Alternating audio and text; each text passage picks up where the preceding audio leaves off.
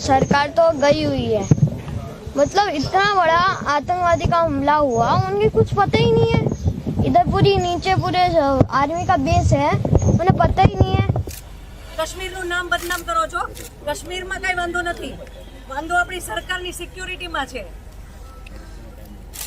આટલા ટુરિઝમ ત્યાં હતા ઉપર, એક મિલિટરી મેન નહીં, કોઈ પોલીસ મેન નહીં, કોઈ ફેસિલિટી નહીં, કાંઈ જ નહીં, કોઈ મેડિકલ કેમ્પ નહીં, કોઈ વીઆઈપી માટે પાછળ કેટલી ગાડી, ઉપર હેલિકોપ્ટર તેનાથી હાલે, ટેક્સ પે કરે છે એના ઉપર નથી, વીઆઈપી માટે જે સર્વિસ સુશીલભાઈ આ લોકો માટે કેમ નથી?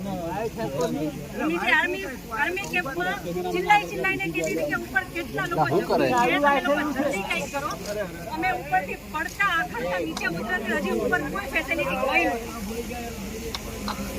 ઉપર આટલું બધું થઈ ગયું તો નીચે આર્મીને ખબર કેમ ન પડી કે ઉપર આ થઈ ગયું છે?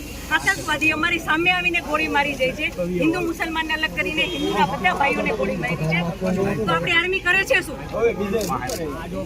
લાખોની સંખ્યામાં આર્મી હતી ત્યાં, અને જે ટુરિસ્ટ પ્લેસ છે ત્યાં કોઈ આર્મી મેન નહીં, કોઈ પોલીસ મેન નહીં, કે કોઈ ફર્સ્ટ એડ કિટ નહીં,